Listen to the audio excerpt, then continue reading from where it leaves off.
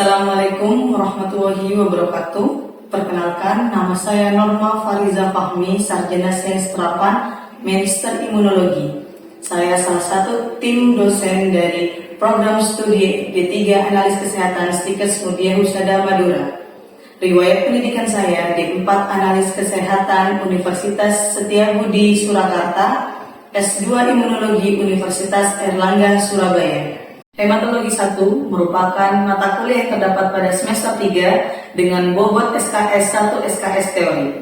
Di sini saya Norma Fariza Fahmi sebagai PJNK sekaligus dosen pengampu di mata kuliah Hematologi 1. Adapun deskripsi dari mata kuliah ini yaitu mata kuliah ini diberikan sebagai mata kuliah keahlian dalam analisis darah agar peserta didik dapat memahami morfologi, jumlah dan fungsi sel darah, kelainan sel darah, dan indeks eritrosit, kadar hemoglobin, sintesis struktur, dan metabolisme hemoglobin.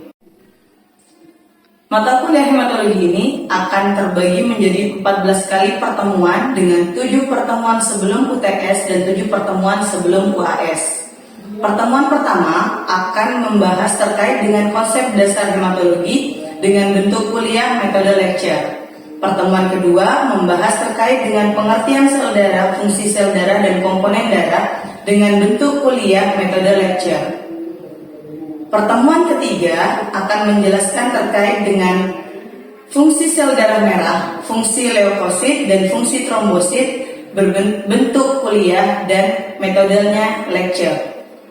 Pertemuan keempat akan menjelaskan terkait dengan morfologi eritrosit, morfologi leukosit, morfologi trombosit, bentuknya kuliah, metodenya cooperative learning. Di sini akan terbagi kelompok, masing-masing kelompok akan menyiapkan materi yang akan dilakukan presentasi di akhir pertemuan. Pertemuan kelima menjelaskan terkait dengan pembentukan dan maturasi sel darah merah, bentuk kuliah, metode SGD, dan discovery learning. Pertemuan ke-6, pembentukan sel, maturasi sel darah putih dengan bentuk kuliah, metode SGD, dan discovery learning. Pertemuan ke-7, pembentukan dan maturasi sel trombosit, bentuk kuliah, metode SGD, dan discovery learning. Untuk 3 pertemuan SGD, mahasiswa diwajibkan untuk melakukan bimbingan terhadap dosen pengampu agar materi yang diberikan nanti sesuai dengan materi yang seharusnya. Setelah 7 kali pertemuan teori, maka akan dilaksanakan ujian tengah semester dengan bobot penilaian 20%. Setelah dilakukan UTS, maka pada pertemuan ke-8 akan dilakukan perkuliahan kembali dengan materi pengertian hemoglobin, fungsi hemoglobin, dan sintesis hemoglobin, bentuk kuliah, metode lecture. Pertemuan ke-9 terkait dengan pemeriksaan hemoglobin, metode Sahli, pemeriksaan hemoglobin, metode cyanmetohemoglobin dengan bentuk kuliah, metode lecture.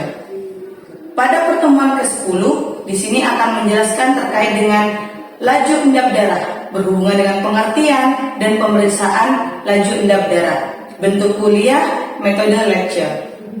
Pertemuan ke-11 di sini akan melakukan pemeriksaan terkait dengan hematokrit, pengertian hematokrit serta pemeriksaannya, bentuk kuliah, metodenya lecture.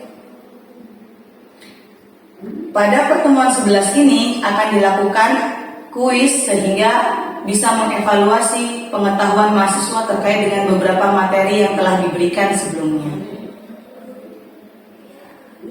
Pertemuan ke-12 akan dilakukan pengkajian terkait pemeriksaan sel eritrosit, bentuknya kuliah dengan metode lecture.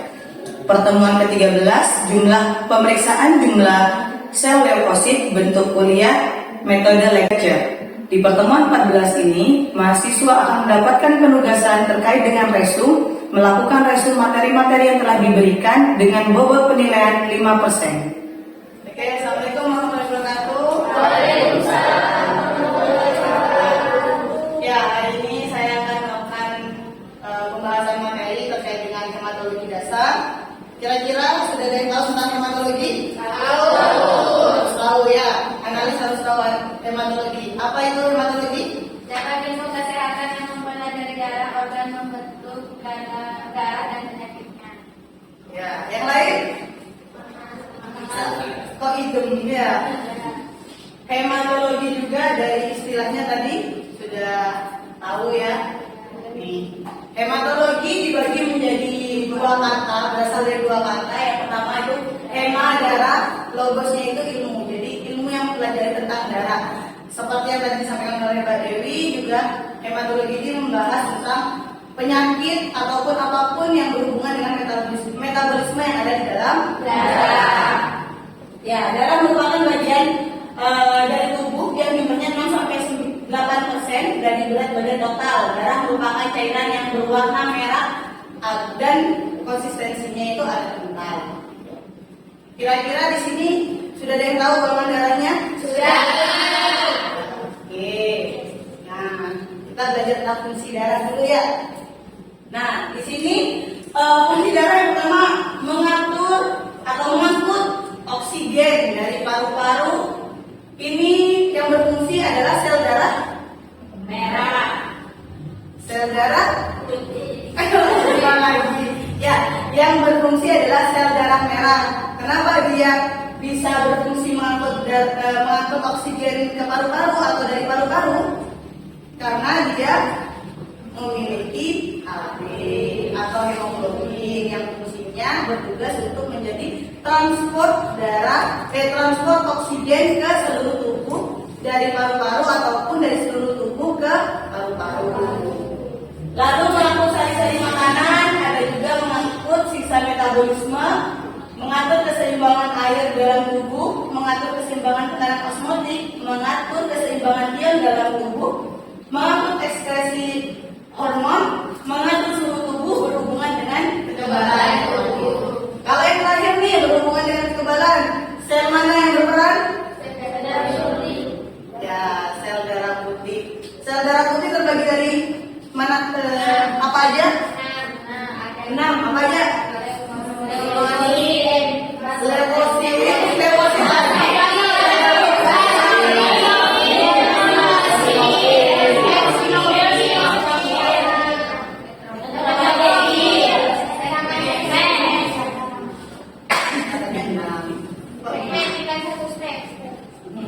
Neutrofil segmen dan neutrofil batang. Jangan hanya dipisah neutrofilnya pada segmen, batangnya stem. Stem itu bentuknya ya, tapi tetap dengan awalan neutrofil. Lalu mengatur keseimbangan air dalam tubuh. Ini hubungannya juga dengan tekanan osmotik, keseimbangan ion juga. Kira-kira gimana darah mengatur ini?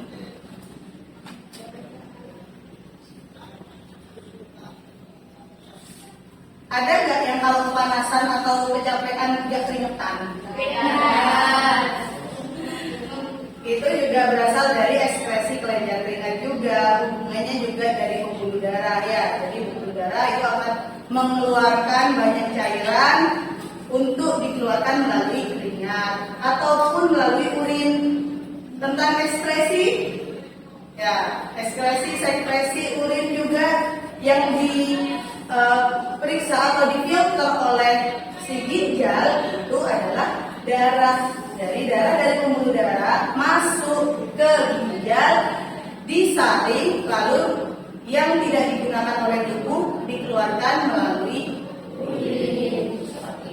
Termasuk dari segi pencernaan ya. Dari segi pencernaan ini, jika makanan itu masih dibungkuskan, biasanya diserap oleh usus. Sama usus diserap, dimasukkan ke pembuluh darah. Setelah masuk ke pembuluh darah mengalir ke seluruh tubuh, bisa nanti ekspresinya ke urin seperti itu. Bagi makanan-makanan yang sudah tidak dipakai, diekspresikan berupa feses. Itu ya. Nah, blood atau darah terbagi menjadi tiga sel. Sel yang pertama darah merah yang atau yang disebut dengan mungkin yang di lab bahasanya adalah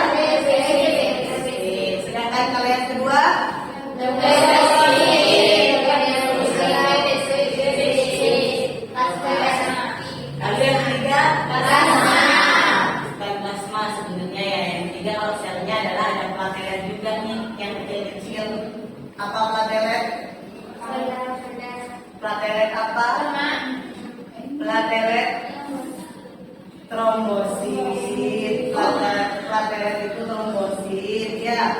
Kalau ada trombosit, lalu selain itu juga ada yang namanya plasma. Di sini ada juga hubungannya dengan Golongan darah. golongan darah ini berperannya dari sel apa? Sel darah merah. Sel darah merah. Jadi protein yang ada di dalam sel darah merah atau protein golongan darah itu biasanya menempel di permukaan dari sel darah merah. Dan protein ini tidak akan pernah diganti. Tidak ada yang namanya seseorang golongan darah waktu masih kecil A, tiba-tiba udah dewasa ganti AB, atau bisa request nanti tuanya ganti O. Nggak bisa ya. Pasti dia dari sejak lahir sampai dia meninggal pun golongan darahnya satu. Jika pun ada kelainan ataupun ada perubahan golongan darah pernah dilakukan pemeriksaan, itu biasanya salah satu faktornya dari proses pemeriksaan yang salah. Kalau beberapa teman-teman yang mengalami kesalahan ini bisa dilihat, bisa dilakukan pemeriksaan di 3 lab.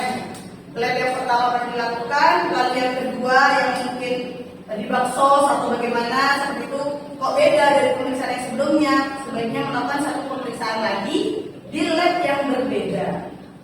Ini sebagai second opinion. Bisa jadi yang rusak itu reagennya, bisa juga yang salah itu woman-nya atau orang yang melakukan pemeriksaan. Beberapa kali mungkin kalau saya pernah mengajarkan itu cara menetesi. Netesinya jangan nempel ya. Kenapa? Karena kalau nempel itu bisa jadi darah yang tersebut itu ikut mengkontaminasi reagennya. Atau bisa juga, Bu, saya tuh kreatif Bu, saya sudah beli reagen golongan darah, disimpan di mana? Jadi kamar Bu, kamarnya panas.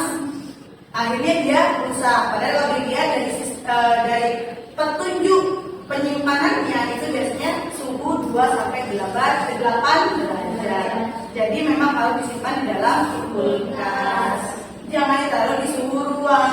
Kalau di suhu ruang bisa jadi rusak. Namanya pemeriksaan golongan darah ini kan juga ada reaksi antigen dan antibodi yang diperiksa. Namanya antibodi atau antigen, kalau dia kena panas otomatis rusak. Dia termasuk dalam protein. Protein kalau kena panas denaturasi, sehingga terjadi kerusakan, sehingga terjadi aglutinasi yang palsu, atau malah yang harusnya aglutinasi tidak terjadi aglutinasi karena apa? Antigennya atau antibodinya rusak. Siapa yang mengikat? Ya, jadi tidak terjadi aglutinasi. Lalu di sini ada yang namanya plasma. Nah, ini ada baris, ada pembatas ya, pembatas antara plasma dan sel darah. Ini namanya apa? Namanya apa?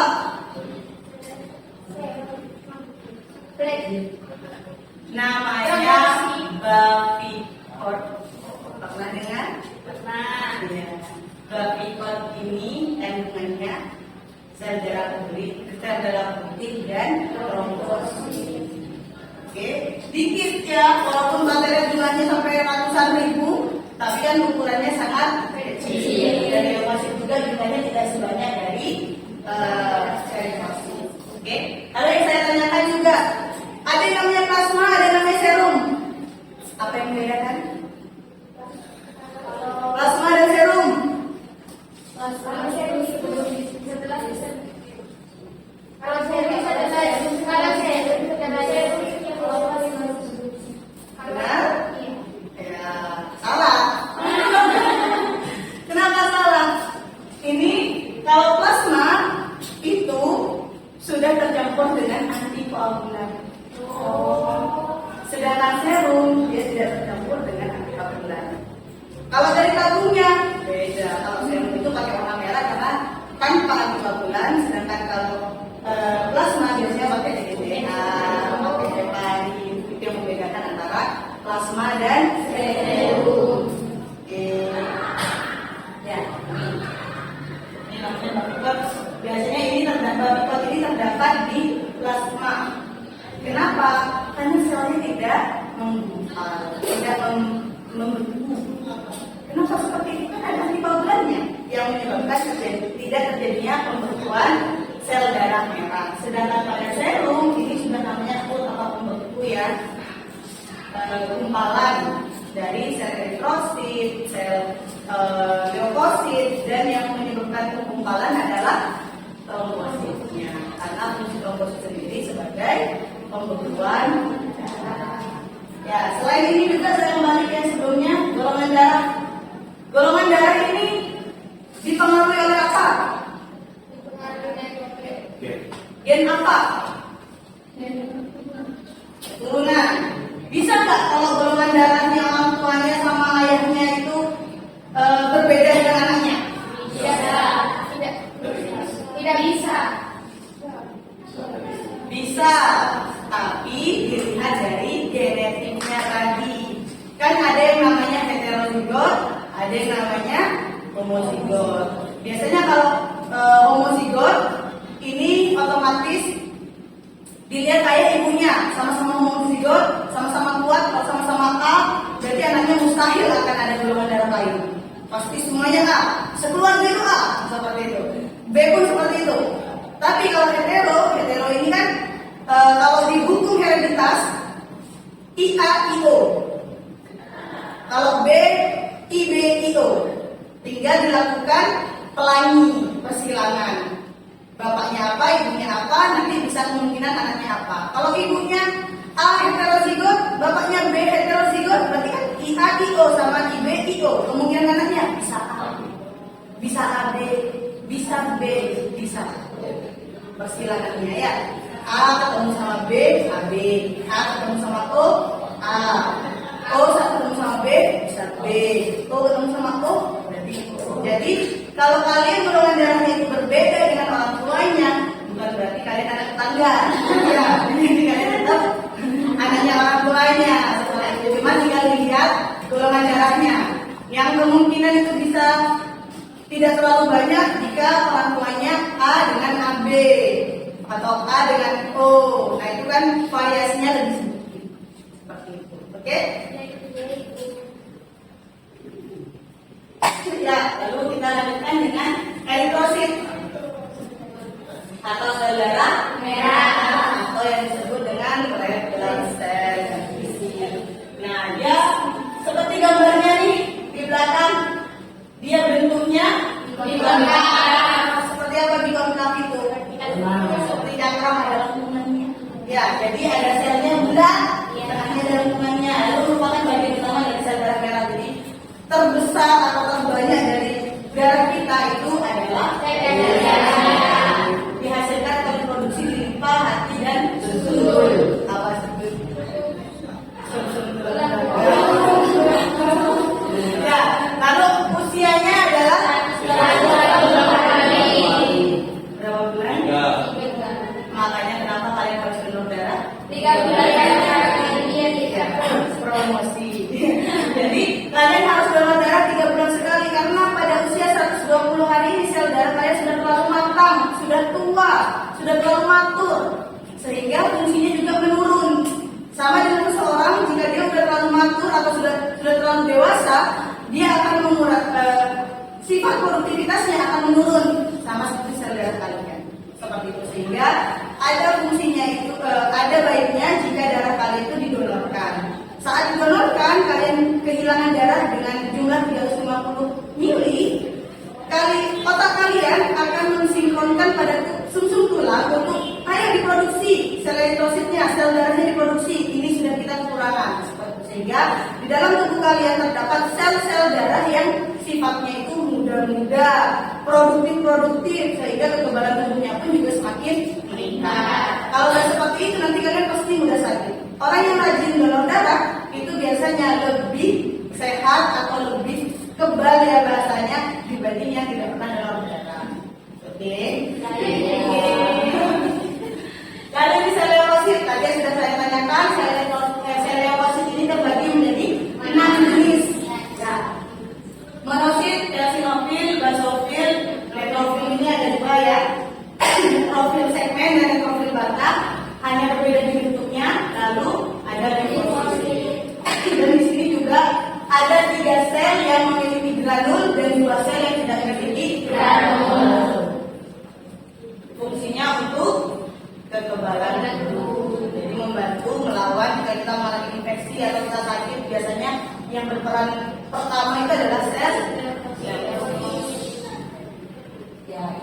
Fungsi defensifnya untuk mempertahankan tubuh terhadap benda asing, lalu fungsi reparatifnya fungsinya untuk memperbaiki, mencegah terjadinya kerusakan terutama kerusakan vaskuler dan pembuluh darah. Lalu yang ketiga, trombosit. Ya, yang ketiga itu trombosit atau yang disebut dengan keping darah. Fungsi utamanya adalah pembekuan darah. Bentuknya dia tuh bentuknya asimetris atau bentuknya tuh gak jelas sebenarnya. Jadi kalau kalian lihat di beberapa referensi itu bentuknya itu tidak beraturan. Ya, ada yang bentuknya seperti limfosit atau leukosit lainnya. Ada juga yang hanya kalian lihat di mikroskop itu bulat-bulat aja seperti itu. Jumlahnya 350 sampai 450 ribu per mikroliter. Nah, kalau kekurangan apa yang terjadi? DBD. Itu nama penyakitnya. Kalau penyakitnya kena demam berdarah, bisa menyebabkan penurunan trombosit yang disebut dengan trombositopenia. Tapi resikonya jika kita mengalami trombositopenia apa?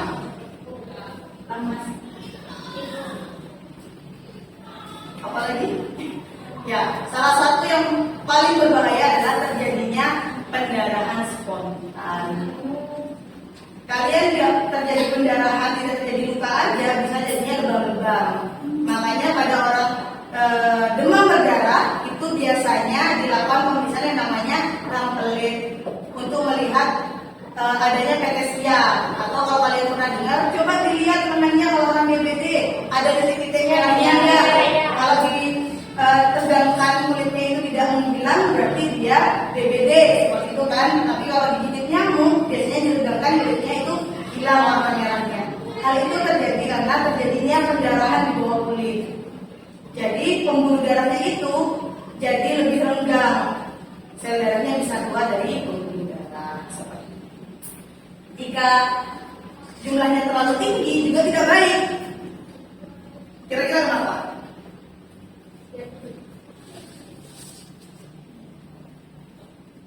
Ya, kalau terlalu tinggi, fungsinya apa? Bisa betul kalau terlalu tinggi dan bentuknya malah di dalam pembuluh darah. Kita nggak tahu ada pembuluhan di sebelah mana, bukan penyumbatan.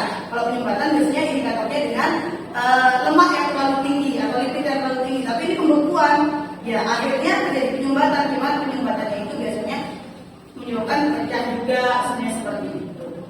Kalau begitu ya. Ya berikutnya, thank you. Oke, nah sekian pemaparan dari saya. Kira-kira ada pertanyaan nggak tentang hematologi ya, Mas Abraham? Pertanyaan tadi umur Indonesia 120 hari ya, 3-4 bulan. Nah, kan solusinya tadi donor darah kan. Nah, untuk yang tidak donor darah itu bagaimana? Ya, kalau tidak donor darah, kalau perempuan masih memungkinkan dengan menstruasi. Kalau menstruasi pasti darah baru keluar. Nah, kalau yang laki-laki ini, yang laki-laki ya, jika dia tidak donor darah, dia tidak mengalami menstruasi juga, bukan berarti dilukain ya. Tapi biasanya ya memang harus melakukan hal-hal tindakan yang memang berusaha untuk mengeluarkan darah. Entah itu ya mungkin kalau kita kuliahnya di analis kesehatan, bisa jadi sambil diambil waktu kita praktek pengambilan darah. Ya, jadinya adalah 3 mili sampai berapa mili per minggu yang diambil, seperti itu. Tapi ada baiknya memang kita harus donor darah. Dengan donor darah kan yang diambil jumlahnya sangat besar, 350 mili, menyebabkan kita juga butuh suplainya juga cukup banyak. Ada pertanyaan lagi? Ya. Akan ada bekam, ada donor darah. Apakah itu mempunyai fungsi yang Nah, ya itu salah satunya mungkin bisa jadi bekam. Tapi gak semua orang yang bekam ya. Biasanya ada orang yang walaupun dibekam gak keluar darahnya. Kenapa? Bisa jadi karena kurang minum. Jadi akhirnya darahnya gak keluar. Tidak optimal juga. Tapi kalau donor darah ini kan pasti keluar. Pasti jumlahnya jelas. Sedangkan kalau bekam kan yang keluar cuma dikit banget untuk beberapa orang. Karena ada beberapa orang juga yang kalau kalian ambil darah kapiler aja, ada yang darahnya banyak ngalir sampean. Tapi ada juga yang tidak, yang bahkan walaupun sudah diurut Jadi memang yang paling optimal adalah melakukan donor darah. Tapi bekam juga menjadi salah satu opsionalnya untuk laki-laki. Mengeluarkan darah walaupun tidak dilukai